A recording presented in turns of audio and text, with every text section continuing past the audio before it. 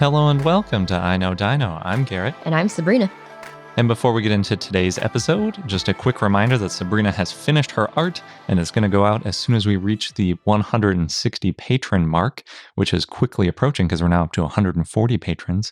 So if you'd like to join, go to patreon.com/iknowdino.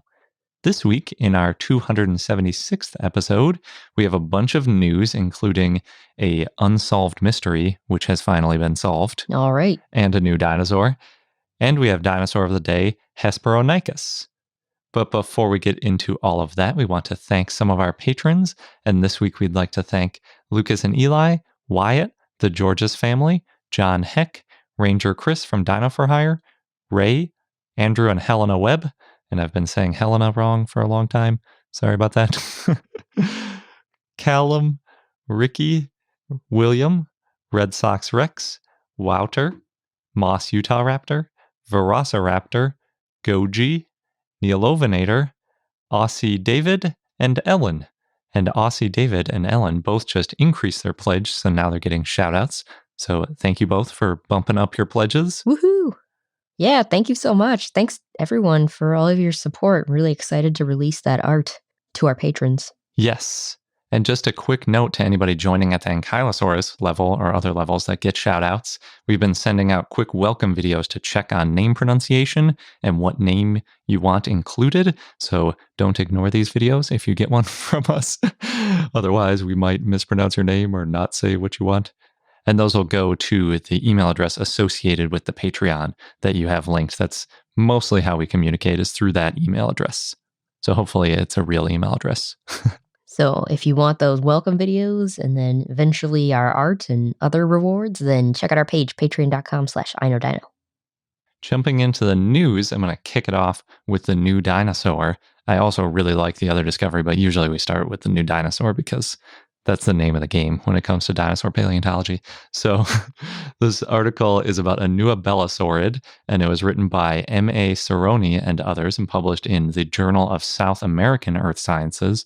It's one I don't remember from before. But in this case, they're talking about an abelisaurid from Argentina, and Abelisauridae is that group that includes Carnotaurus, the cool one with the really miniature little weird arms. Oh, yeah. And the kind of horns. Yes.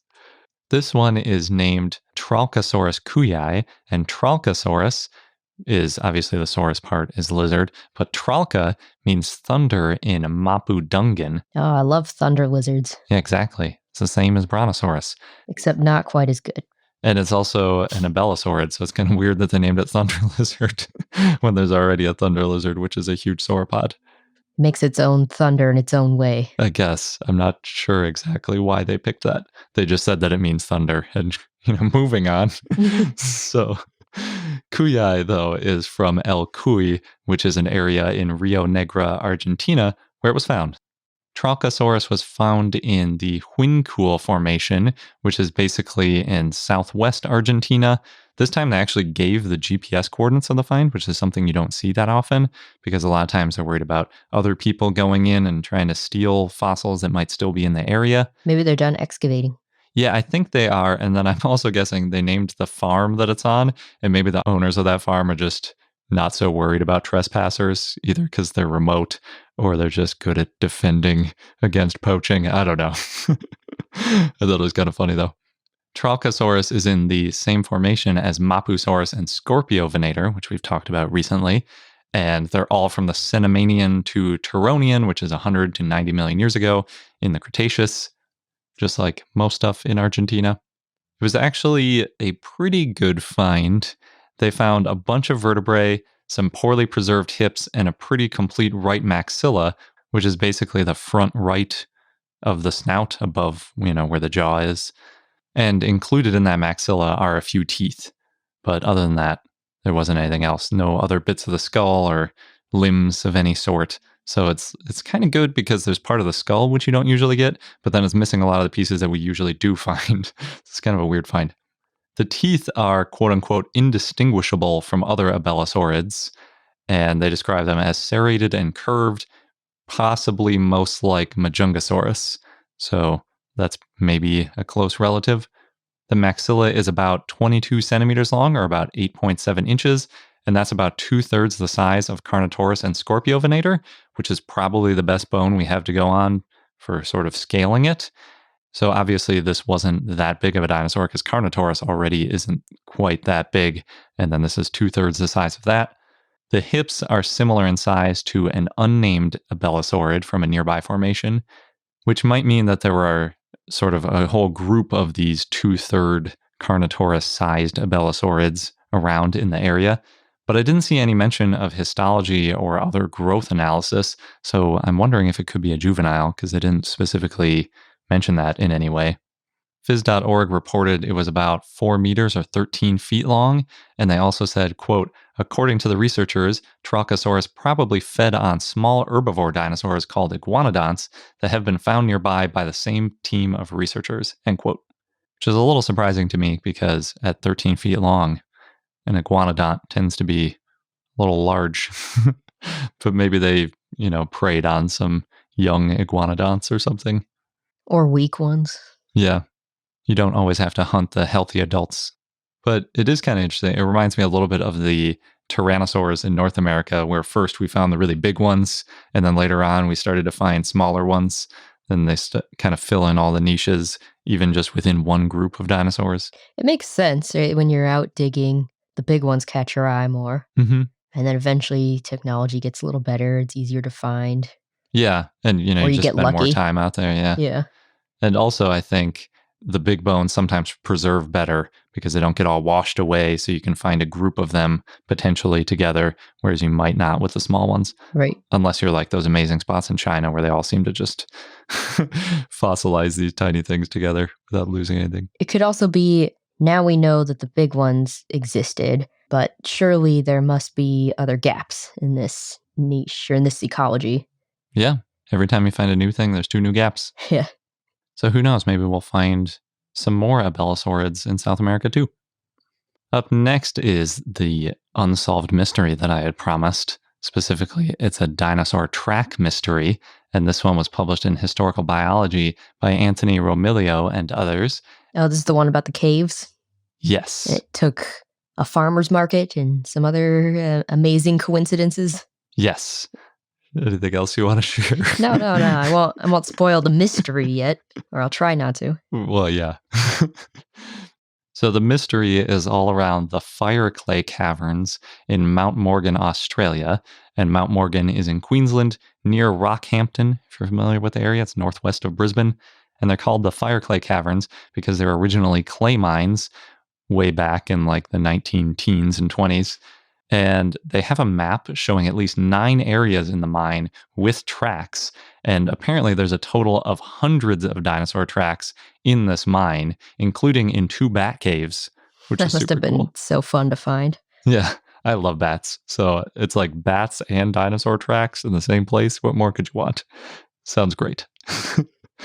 Technically, all of the tracks are natural infill casts of the original tracks, which we've talked about before. Basically, you have your track maker, squishes down the dirt or the mud or whatever, and walks away. And then in order to get fossilized, it has to get covered over with some other material, and then the whole thing solidifies. And whether or not the part that filled over the track or the track itself is the part that fossilizes is just a coincidence of history. Sometimes both happen, sometimes only one does. In this case, the original track eroded away, but the material that flowed over the tracks and filled in the tracks preserved. So we have all these natural casts that kind of bump out from the rock, mostly in the ceiling of these caverns, which is really cool.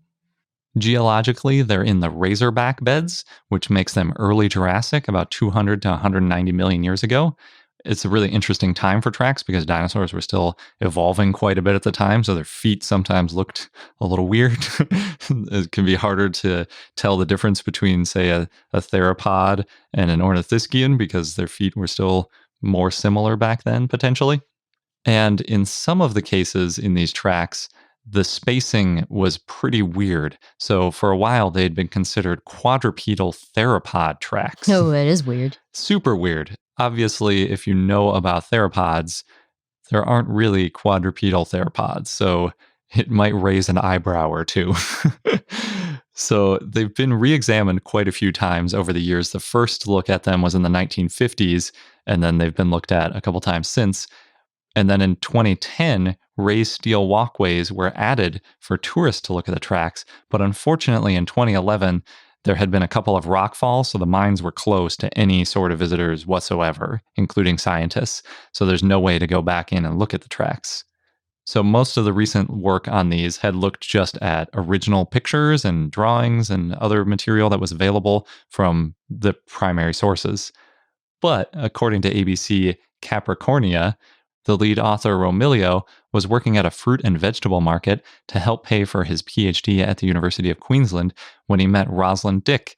And it never takes long for the subject of dinosaurs to come up with strangers when you work with dinosaurs at all. So I'm not surprised that they happen to get to the subject.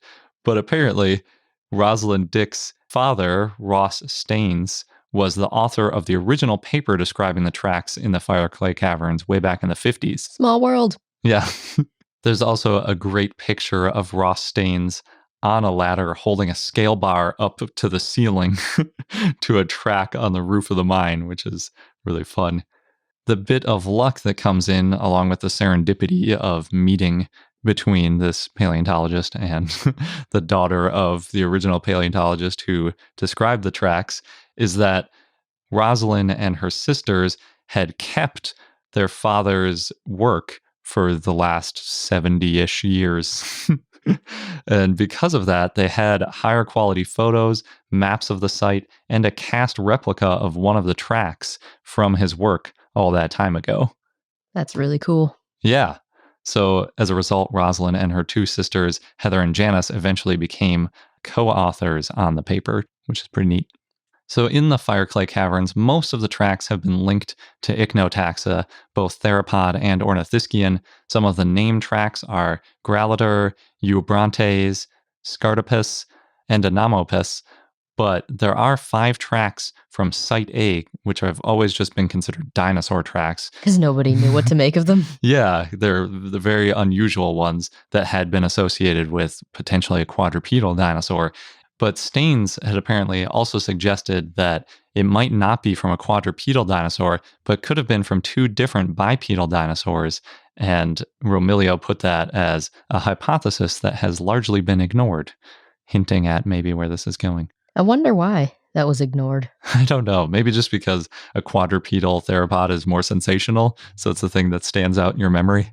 Or the tracks are just so odd, it seems like, why would it be from 2 different dinosaurs? Yeah, they do overlap in a way where it kind of looks like one would be a handprint, because if you know how quadrupedal animal prints usually look, you have the foot and then the handprint is just in front of it and obviously is usually smaller as they walk along. And that's kind of how this looked. But to Staines' eye, he thought maybe it's just coincidence and there's a smaller biped that happened to be walking in the same sort of pattern with smaller feet.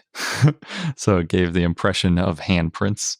So they reanalyzed the images of Site A and they used the track cast to get a precise scale of the photograph, which is kind of a clever way to do it because you can see really clearly which print is the one that the cast is of.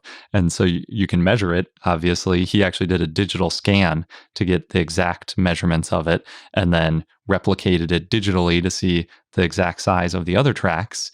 And based on that, you can get more accurate measurements about the length versus width and the angle in between the toes and how long the toes are and all that kind of stuff.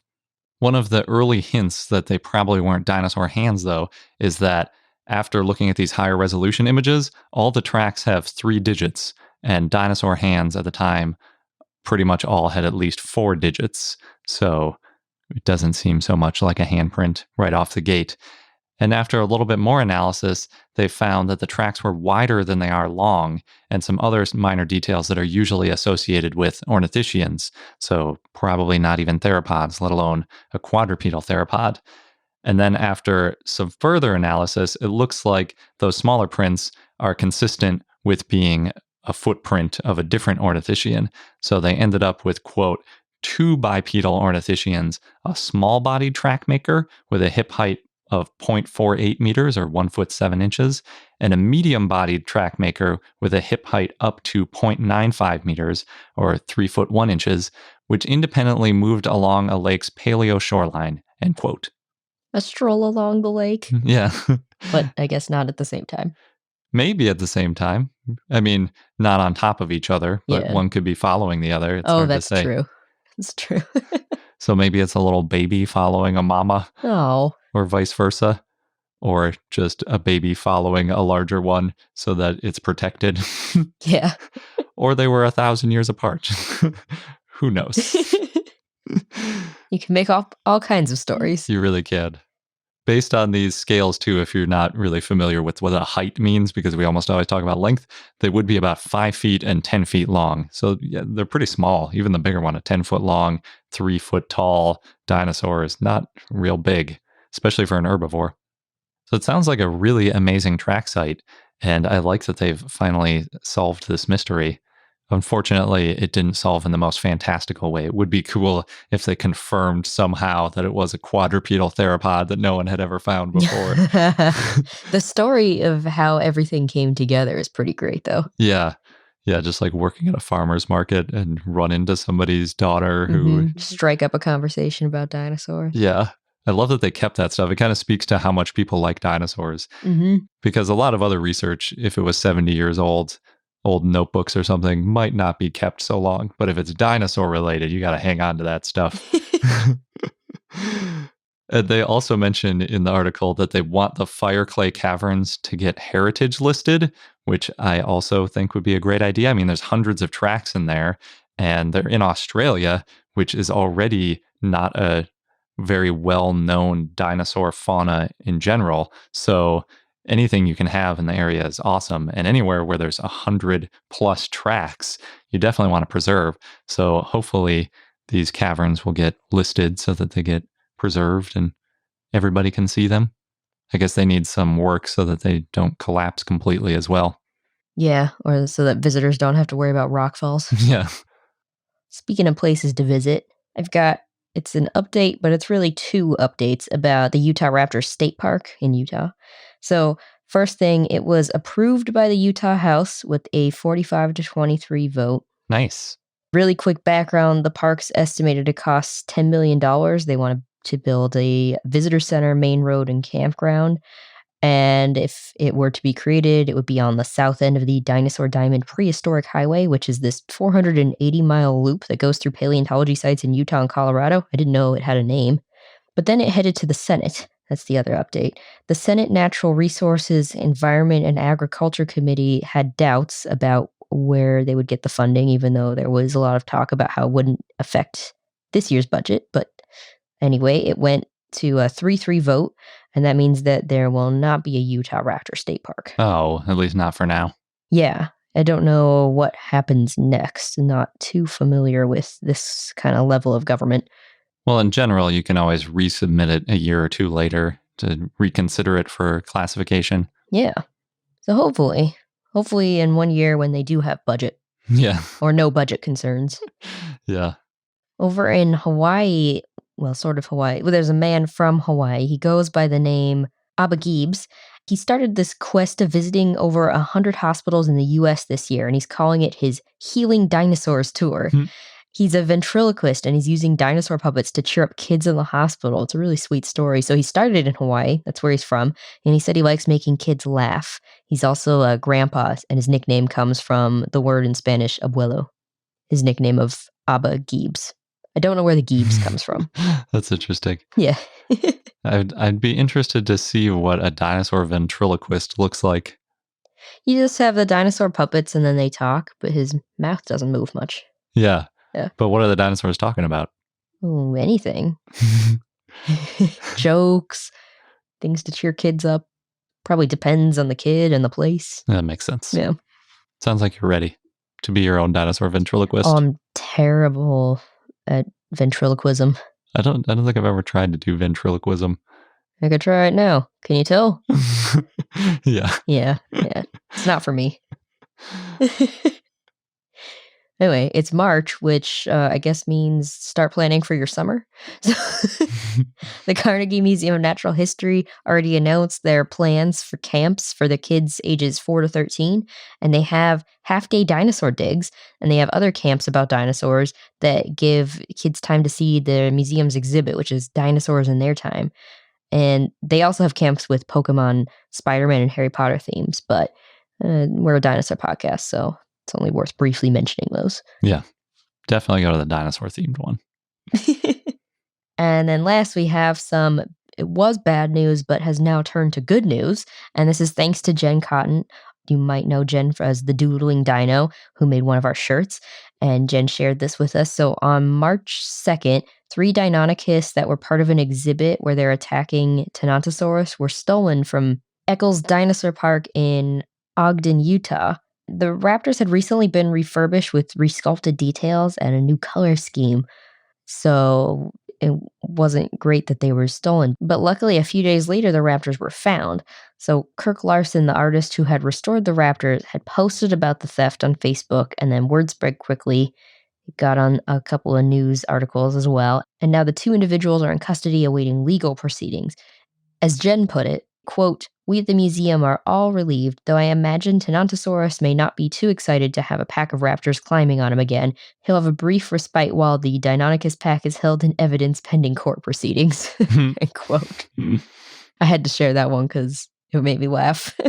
Imagining a group of dinosaur sculptures in an evidence locker is pretty funny, too. Mm-hmm. And before we get into our dinosaur of the day, quick reminder that we're only 20 patrons away from sending out dinosaur art. So if you're interested in getting some sweet paleo art that Sabrina created, then you should become a patron. My art is better than my ventriloquist skills.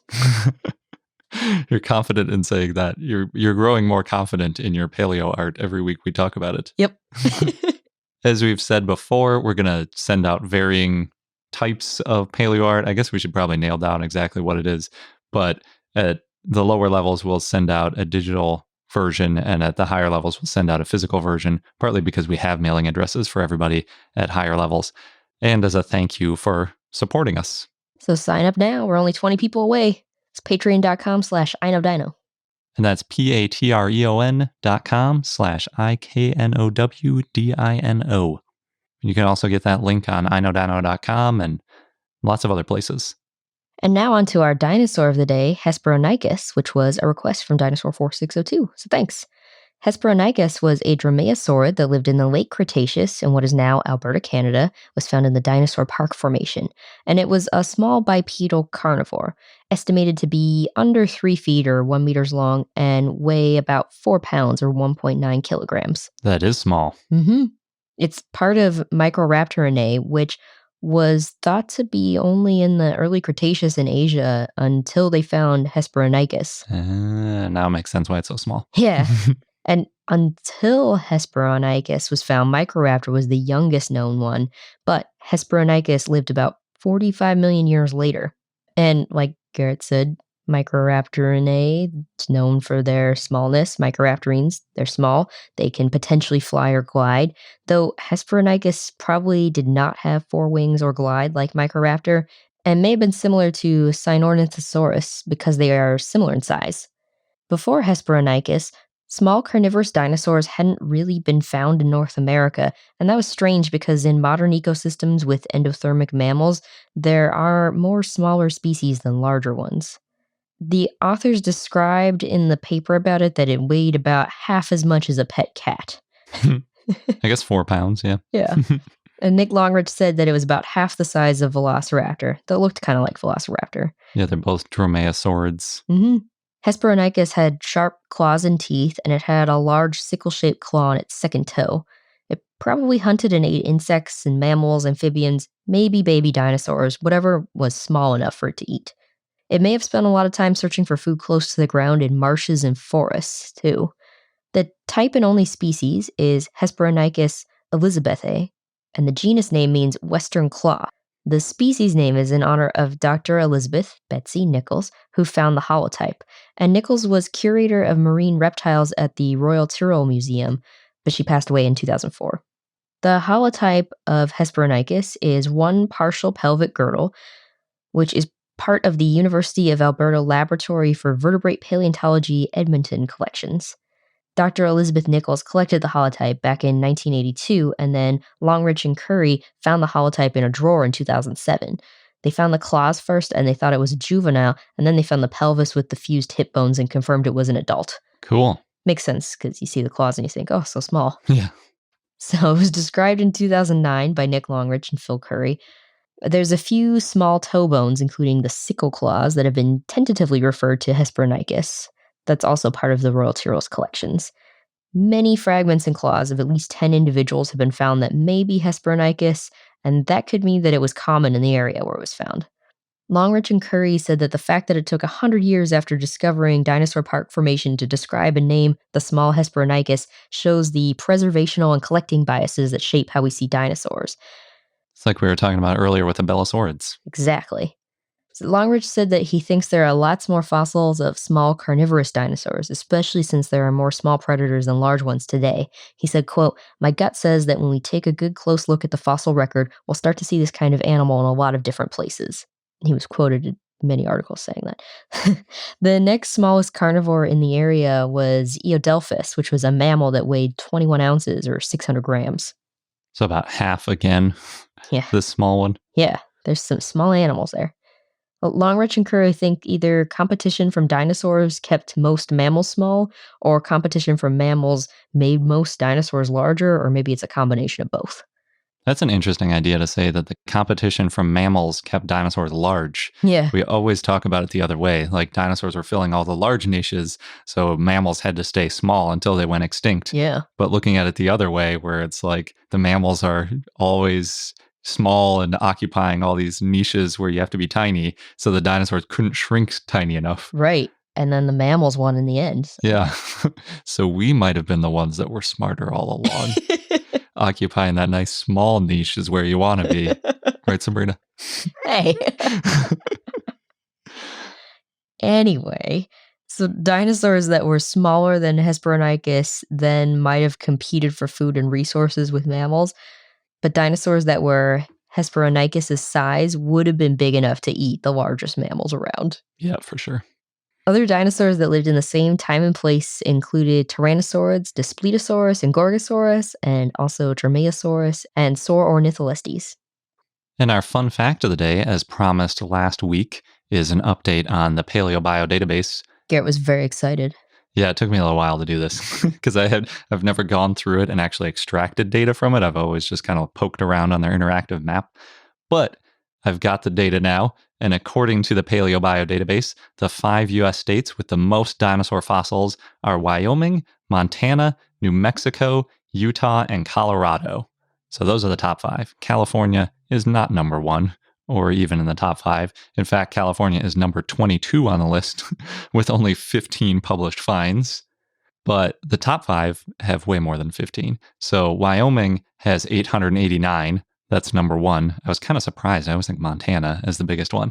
But really, Montana might as well be tied for number 1 because there's only 4 less finds in Montana.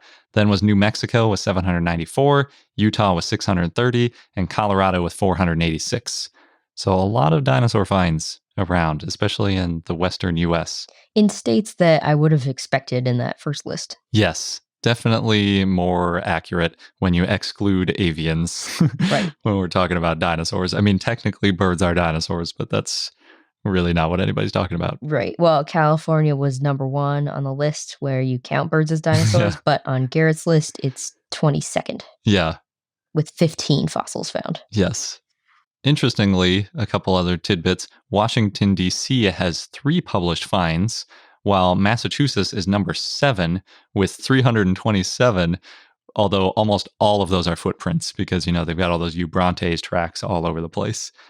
I should also mention that the way Paleobio database works, it's only on published finds that have been written in papers, and some of the publications have hundreds of bones, whereas other ones are just like 1 track. So these numbers are not really all that useful other than sort of generally comparing things. But it is good enough to say that 16 states have 0 finds. And I'm not going to read all those out, but if you want to see them, we'll put the full list on iknowdino.com under this episode's show notes. And that wraps up this episode of I Know Dino. Thanks for listening. Don't forget to subscribe so you don't miss out on any new episodes. And also consider joining our Patreon. Get that sweet, sweet dino art. That's at patreon.com/iknowdino. Thanks again, and until next time.